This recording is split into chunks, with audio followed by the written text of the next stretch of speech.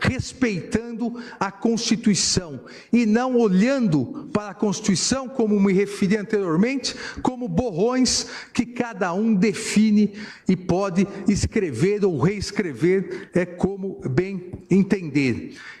E nesse passo, desde a primeira Constituição brasileira, e não vou aqui tomar o tempo da corte, desde a primeira Constituição brasileira de 1824, trouxemos essa garantia aos parlamentares, essa previsão, e a previsão deve ser entendida no seu todo. Quando desde 1824, com duas únicas exceções, 37 e 69, como bem define o nosso decano, ministro Celso de Mello, a emenda número 1 de 69, ou a carta envergonhada, a própria emenda teve vergonha de se chamar de Constituição, só em 37 e 69, as imunidades parlamentares foram diminuídas, o que mostra que a diminuição de imunidades parlamentares se faz em momentos de exceção, de ditaduras, de tiranias. A fortaleza da democracia também é a fortaleza do poder legislativo. E desde o artigo 26 da Constituição de 25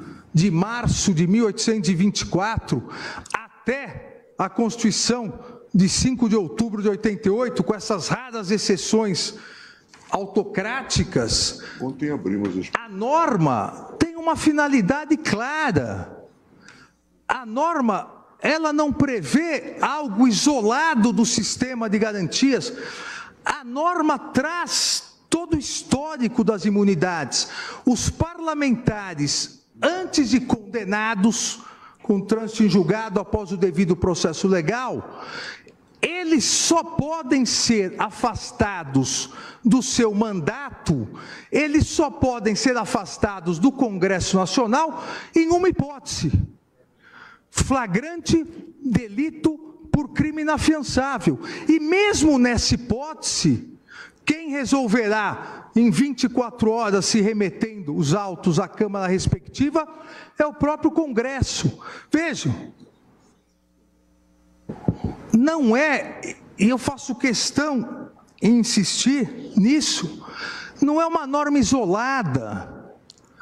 A norma traz em si 400 anos agora de imunidades.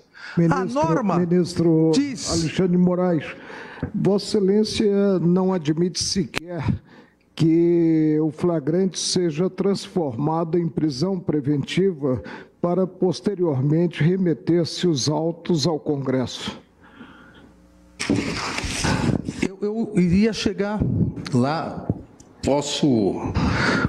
eu vou chegar lá, ministro Marco Aurélio, eu chego lá. Eu estou tão apreensivo quanto à conclusão do voto de Vossa Excelência que abreviei um pouco. O que entendo que é absolutamente necessário para deixar muito clara a minha opinião é exatamente que, e como me referi atrás, a norma ela deve ser analisada sob o seu sentido usual.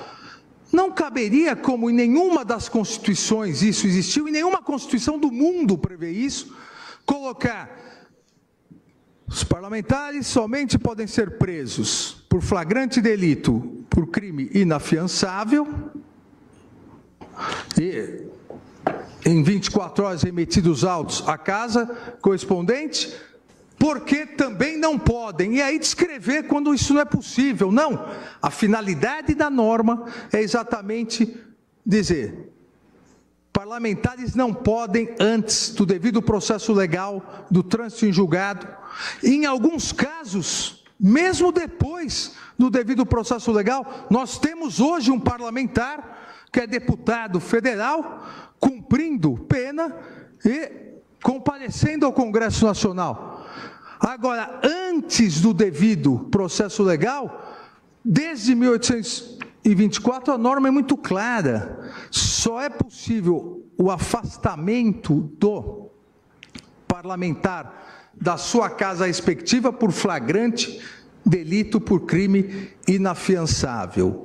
E mesmo assim, quem vai decidir, e eu costumo denominar isso como uma espécie anômala de liberdade provisória concedida pelo parlamento, é quem vai definir se continua ou não por maioria absoluta essa prisão, é a própria Câmara ou Senado. E muito se diz, a legislação cada vez mais, ela foi ampliando o rol de crimes afiançáveis. Olha, nós não podemos interpretar a Constituição com base na legislação. Amanhã a legislação pode inverter e tornar todos os crimes também inafiançáveis.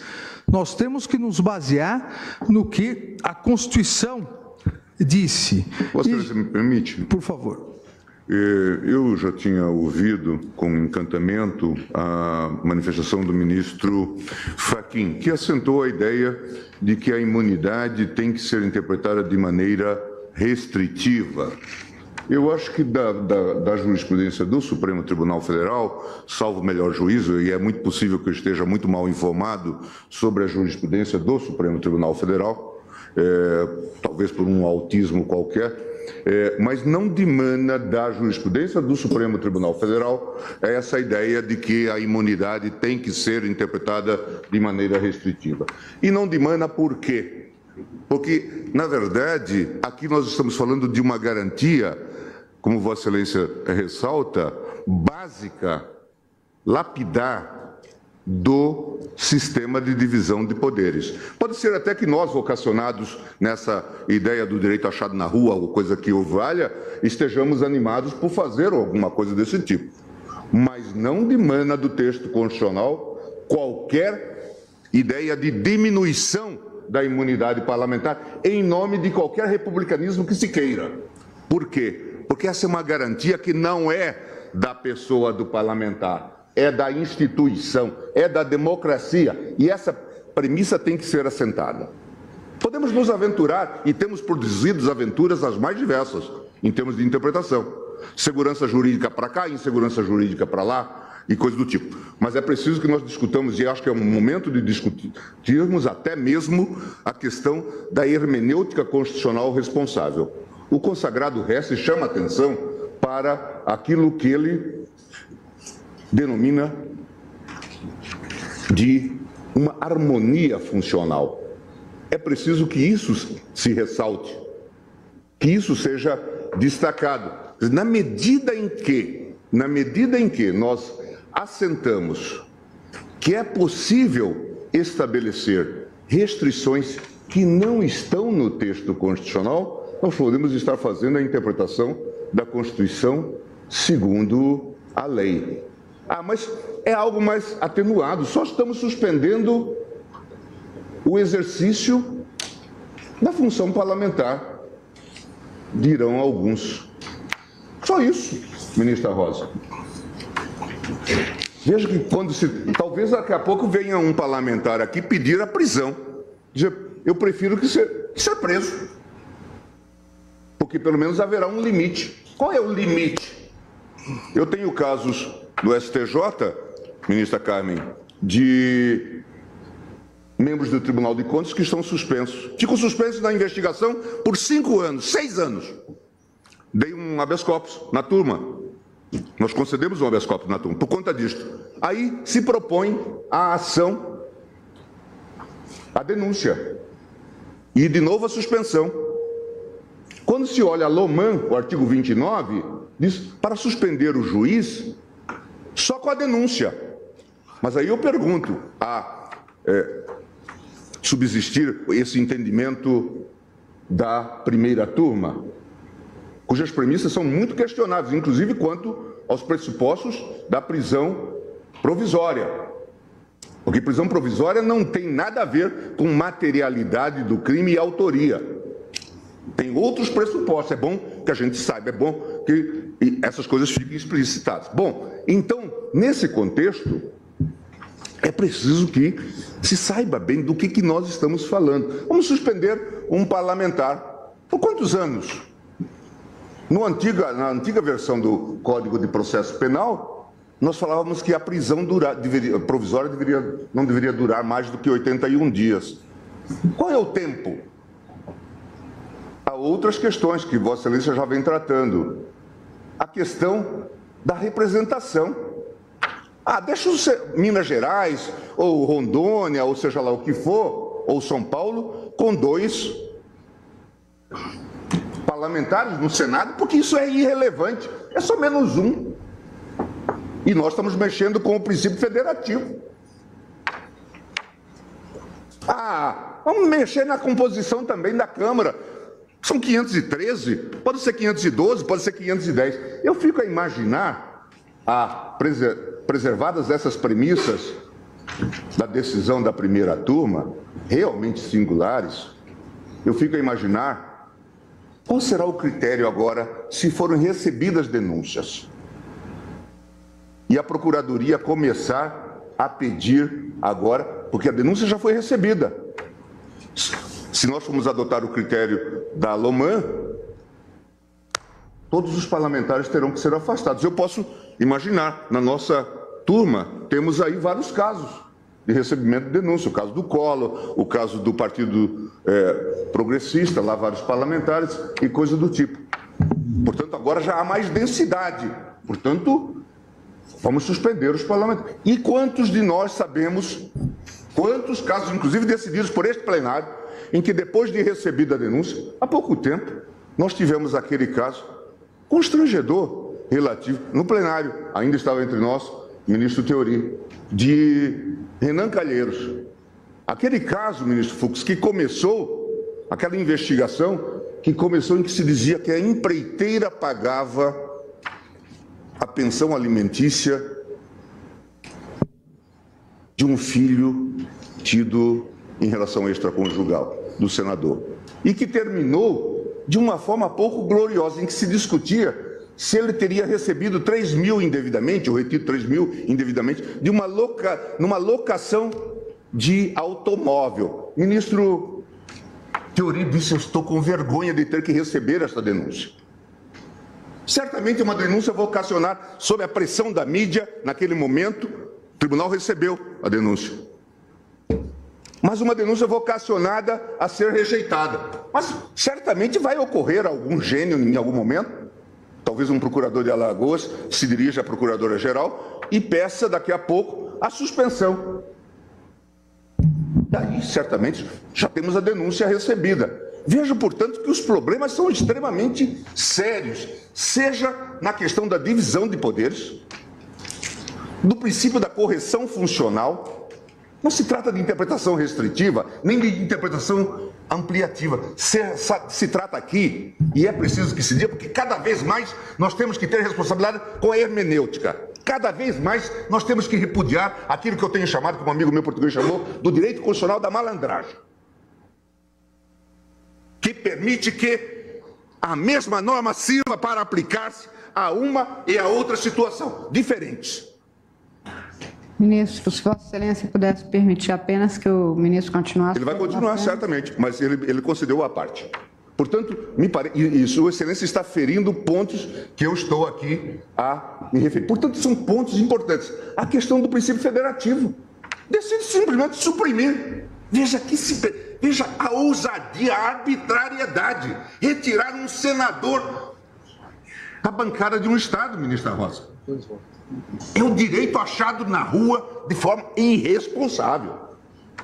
Diminuir um número de parlamentar. Veja que liberdade hermenêutica. A hermenêutica ablativa do texto constitucional. A gente já assistiu a muita coisa. A muita coisa. E eu já não sei mais dizer. Eu dizia esses dias que a decisão mais aberrante que já vi aqui foi aquela dos precatórios. Depois, ministro Celso e ministro Marco Aurélio falaram que nós produzimos essa excrescência da decisão retroativa. E agora temos essa da... Nós estamos produzindo decisões aberrantes em série, mas agradeço a parte. Bem, tentando ainda resumir, mas em virtude da importância da questão, o próprio Supremo Tribunal Federal teve oportunidade em dois momentos cruciais, além daquele a que me referi em 1898, Rui Barbosa, ainda em 1914 também, habeas corpus impetrado por Rui Barbosa, ele mesmo como paciente enquanto senador, em defesa das imunidades, da imunidade parlamentar, naquele momento no estado de sítio, porque é importante também nos recordarmos que desde a primeira Constituição republicana até hoje, as imunidades parlamentares elas não podem ser afastadas nem durante o estado de sítio, que é uma situação excepcionalíssima. Tamanha a importância disso para a democracia. E naquele momento, em 1914, o Supremo Tribunal Federal reafirmou exatamente a parte que foi feito pelo ministro Gilmar Mendes, reafirmou a importância das imunidades parlamentares e a necessidade de sua manutenção para o equilíbrio do regime político da Federação Brasileira, relacionando aqui também a questão, mais uma cláusula pétrea, a separação de poderes, a federação, a forma federativa prevista no artigo 60, parágrafo 4º, inciso 1º da Constituição.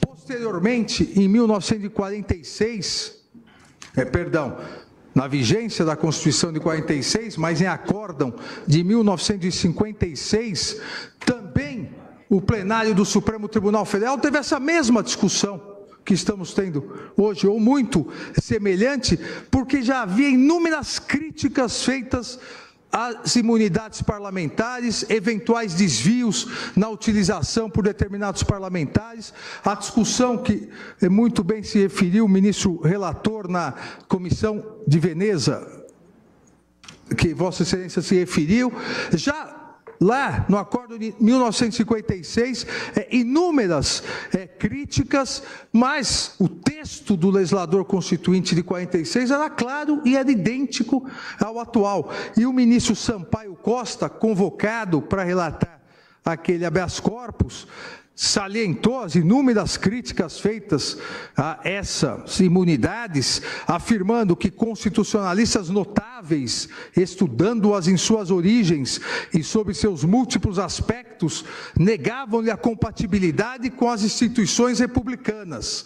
Porém, o Supremo afirmou que, além da previsão expressa do legislador constituinte, a verdade é que as imunidades parlamentares assentam em razões de ordem pública e política no interesse geral da coletividade, não são um privilégio pessoal do deputado ou do senador, tampouco um direito subjetivo ou mesmo uma garantia individual, são atributos inerentes à função do cargo legislativo, HC 34467. 24 de setembro de 56. Essa opção, e poderíamos estar falando de hipóteses a partir de 88, de hipótese de mutação constitucional, a possibilidade de uma alteração no sistema de equilíbrio entre os poderes, nenhuma, também com devido respeito a eventuais posições em contrário, nenhuma das hipóteses de mutação constitucional ocorre aqui em relação às imunidades parlamentares, seja porque elas se repetem ao longo de nossa primeira Constituição, seja porque tivemos já duas oportunidades seguidas de alteração e não houve alteração. Revisão de 93 e 94, a revisão constitucional, foram apresentadas 143 propostas revisionais só em relação ao artigo 53. 143, nenhuma para que se fizesse essa alteração. E em 2001, Em 2001, houve a emenda 35, que alterou significativamente, tirando a famigerada necessidade de licença prévia para se processar parlamentares, e também não fez essa alteração. Ou seja, qual a razão da permanência histórica, com o mesmo sentido, a mesma finalidade, a mesma latragênese, a ratio desse preceito constitucional? Manter o respeito à representação popular. E somente permitir o afastamento dos parlamentares eleitos pelo voto popular, obviamente, antes do devido processo legal e de sua condenação, nessa única e gravíssima hipótese de flagrante delito por crime inafiançável. Não seria, como disse, obviamente, necessário ao legislador constituinte, ao estabelecer uma única hipótese, repetir a restrição de todas as demais. Olha, se diversas hipóteses existem de restrição à liberdade de ir e vir, e o legislador constituinte, historicamente, pinça uma e diz somente essa é possível, não há necessidade da repetição ad infinitum das outras hipóteses não permitidas. O que não se permite, a meu ver, é a cassação cautelar de mandatos populares antes do devido processo legal. O afastamento cautelar, ele é possível em uma hipótese constitucional, flagrante delito por crime inafiançável. E nem nessa hipótese, diga-se e ressalte-se, nem nessa hipótese o legislador constituinte deixou a última decisão ao Supremo Tribunal Federal.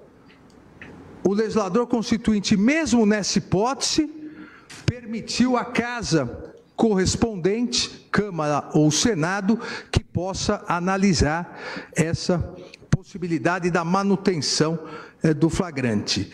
Porque essa cassação cautelar, esse afastamento cautelar de mandatos populares seria uma violência, ao meu ver, uma violência muito séria ao equilíbrio entre o Estado de Direito, a jurisdição constitucional e a própria democracia, sem que se aguarde o devido processo legal e a condenação final. Mas vai mais além, e já estou me encaminhando para o encerramento, senhor presidente. A Constituição estabelece que não há sanção sem prévia cominação legal, artigo 5º, inciso 39.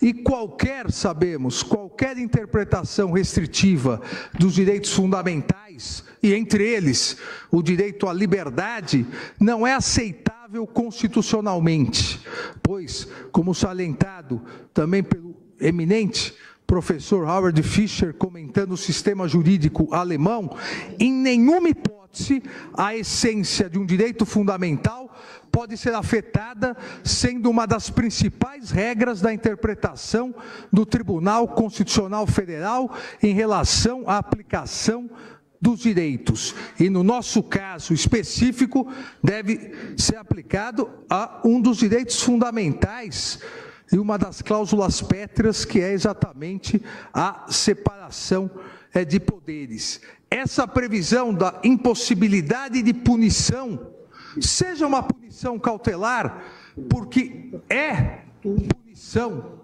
o afastamento cautelar do mandato, mesmo que cautelar, essa previsão não encontra amparo na legislação, fere o artigo 5º, inciso 39, e ignora um preceito, como eu disse, de mais de 400 anos, que não pode ser ignorado, ao meu ver, por esse Supremo Tribunal Federal. Nos extratos do 2º Instituto do grande magistrado inglês Coke, que na verdade foi o primeiro magistrado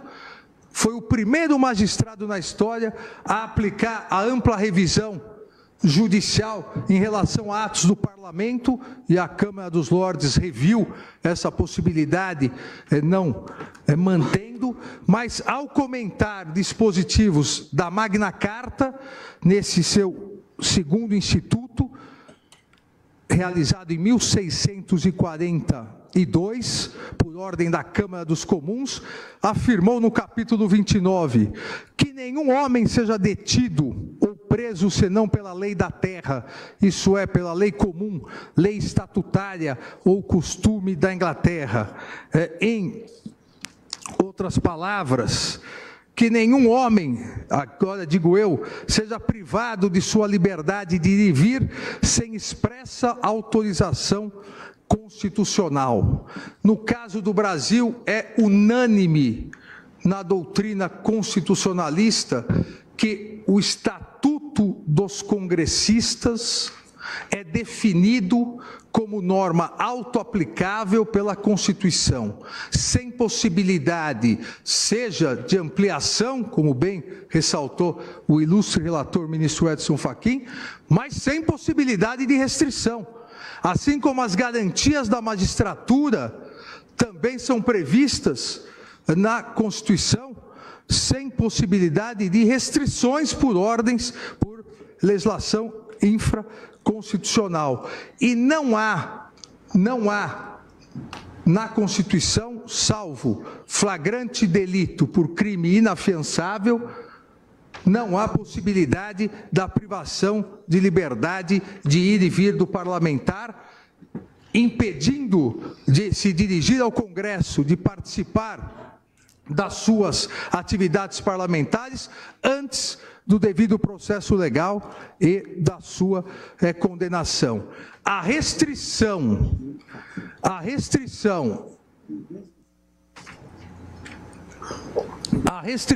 hoje, por meio de lei, de normas autoaplicáveis do Estatuto dos Congressistas, poderá amanhã permitir a restrição também por meio de leis, de normas autoaplicáveis de garantias da magistratura. Isso é um perigo absoluto ao Estado democrático de direito. Hoje pode ser o legislativo, amanhã, como foi em 1977, amanhã pode ser o poder judiciário. A Constituição não pode, nesse tema de separação de poderes, não pode ser interpretada a partir de leis restritivas.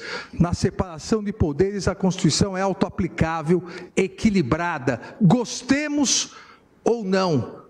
Foi dito da tribuna pelo ex-procurador-geral Aristide Junqueira que se enviasse uma proposta de emenda alterando. Isso é o jogo democrático. Enquanto a Constituição assim o determinar, eu repito, qualquer interferência legislativa, algo autoaplicável aos parlamentares no sentido de suas imunidades, amanhã, como antes, em 77, poderá, por um novo pacote de abril, ser feito aos magistrados também com grande perigo.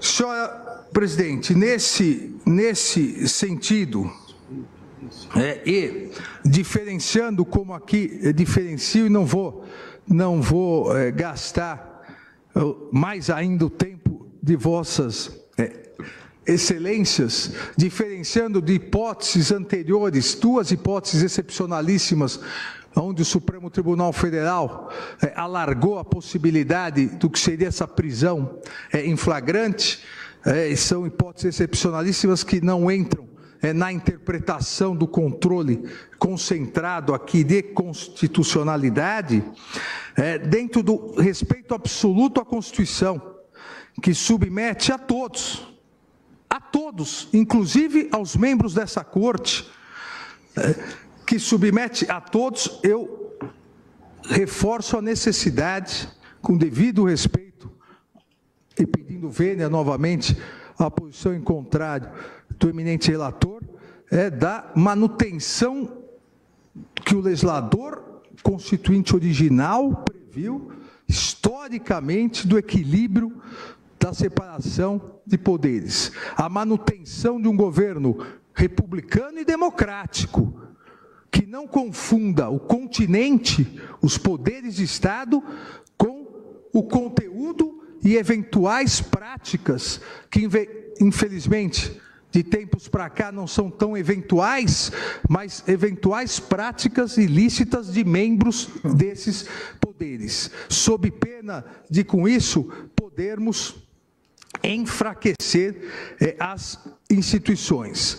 As liberdades, garantias, imunidades previstas na Constituição para todos os poderes e especificamente, nesse caso, para os parlamentares, são múltiplas e realmente, não raras vezes, apresentam antinomias, mas não nessa hipótese.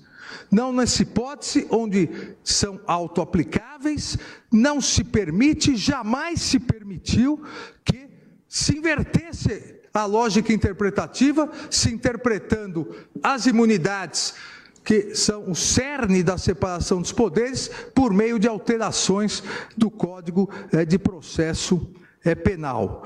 Dentro desse absoluto respeito que submete, eu repito, a todos, inclusive aos membros dessa Corte, entendo que o artigo 53 da Constituição, no caso o parágrafo 2º especificamente, protege o integral exercício do mandato parlamentar, ao se referir expressamente que a restrição à liberdade de ir e vir do parlamentar somente poderá ocorrer em uma única hipótese, a mais grave de todas: prisão em flagrante por crime inafiançável. Dessa forma, estabeleceu implicitamente, por óbvio, não necessitaria estabelecer todas as hipóteses, a impossibilidade de qualquer outro tipo de prisão cautelar ou mesmo de medidas cautelares, que agora com essa nomenclatura, algumas são absolutamente idênticas a prisões cautelares ou mesmo a regimes de cumprimento de prisão, como o regime albergue domiciliar. O que se trata aqui, exatamente ao meu ver, é a proteção que o parágrafo 2º do artigo 53 traz a liberdade de ir e vir do parlamentar ao Congresso, para que ele possa, enquanto membro de um poder, participar livremente dos atos parlamentares. Obviamente, até que seja condenado após um devido processo legal. E não podemos dizer que restrições previstas na legislação, com devido respeito também a posições em contrário, restrições noturnas de fim de semana, feriados, que na LEP, na Lei de Execuções Penais, são descritas como regime albergue domiciliar, e em várias delações homologadas por essa Corte foram definidas como sanções. Não podemos dizer que só porque a nova roupagem do Código de Processo Penal achou por bem chamá-las de medidas cautelares diversas da prisão, não seriam prisões. Sábias. Elas seriam, ministro, substitutivas da prisão? Não são alternativas para não se ter um ato mais gravoso? Ministro Marco Aurélio, eu entendo há esses dois posicionamentos na doutrina da substitutividade, que não é o posicionamento que eu adoto. Se nós formos ao 282 do Código de Processo Penal, o inciso 1, nós vamos ver que, sob o ângulo da necessidade, há exigência de atender-se a requisitos que são requisitos da prisão preventiva. Não, há esses dois posicionamentos da substitutividade, ou seja, atendidos os requisitos da prisão preventiva, poderia ser substituída, mas há também um forte posicionamento da doutrina, não só nacional como internacional, da adoção agora de um sistema binário, até por requisitos diversos entre a prisão, para evitar prisão e liberdade provisória, a prisão e as medidas cautelares. O que eu imagino é que, não podendo haver a prisão, não pode também ser imposta uma das medidas previstas no artigo 319 do Código de Processo Penal.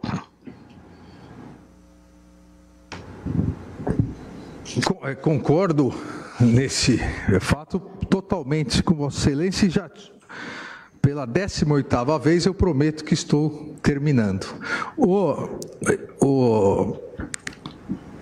É que é muito difícil nós ficarmos aqui na cabeceira, né, sem participarmos, né, da discussão.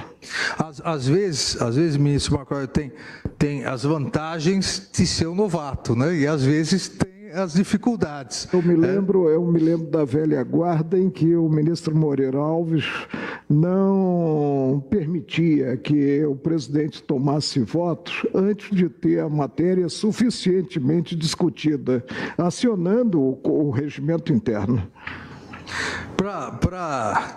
Para encerrar aqui a questão e poder deixar a velha guarda votar com muito mais sapiência que a nova guarda, eu concluo no sentido aqui que, e também citando as sábias palavras do Justice Stone, também da Suprema Corte norte-americana, embora o exercício inconstitucional do poder pelos ramos executivo e legislativo de governo esteja sujeito à revisão judicial, único controle sobre o nosso próprio exercício do poder, dizia ele em relação à Suprema Corte, é nosso senso de autocoibição. Pois, apesar de existirem problemas relacionados com a supremacia judicial, ocasionalmente os juízes precisam ser lembrados, como fez o referido magistrado Stone, no caso Estados Unidos versus Burley, 1936, de que os tribunais não são os únicos órgãos do governo que se deve presumir ter capacidade para governar. Dessa forma, senhor presidente, eu julgo parcialmente procedente a ação direta de inconstitucionalidade para declarar a nulidade parcial sem redução de texto do artigo 319, no sentido de que esse artigo não se aplica, no sentido de que esse artigo não poderá ser aplicado no afastamento cautelar dos parlamentares ou de qualquer medida que subtraia o exercício regular das funções dos parlamentares. Caso, e sei que o ministro Marco Aurélio não gosta da subsidiariedade, mas caso vencida essa... Você me permite, é que fazem... Eu permito porque eu provoquei dessa vez. Confusão incrível entre dois vocábulos que não revelam sinonímia. Alternativo, alternativamente e sucessivamente. Alternativamente, quando o destinatário pode escolher a solução. Sucessivamente, para o caso do judiciário, quando não é possível atender ao pedido principal e atende-se ao subsequente. E a liberdade provisória, fiança, são medidas sucessivas. É a alternância e a sucessividade. E caso, senhor presidente, haja, ao meu ver, essa ilegal aplicação, que se aplique imediatamente os termos do parágrafo 2º do artigo 53, porque isso é possível, e encerro com a última citação também de Rui Barbosa, que perguntava, e ele mesmo respondeu em outro habeas corpus: senador ou deputado estatue a Constituição, o membro do Congresso não poderá ser preso. Mas perguntava ele, e se for preso, e se houver esse desmando, pode ou não a polícia, a administração, a magistratura, apreciando erroneamente as circunstâncias, ou desviando-se voluntariamente do direito, enxergar o caráter de flagrância em atos que não ofereçam e constituir a prisão? E aí perguntava, a quem competir ou a quem compete a função de fiscalizar a observância dessa garantia da magistratura? Entre aspas, e a quem há de tocar essa função de vigilância tutelar ao benefício da prerrogativa parlamentar? Ao poder que prende, isto é, aquele contra cujos descomedimentos se pretende estabelecer a garantia? Tudo entre aspas e continua entre aspas. Seria inqualificável imbecilidade. O freio não pode residir na própria autoridade contra cujos excessos ele se cria. Toda vez que uma faculdade é suscetível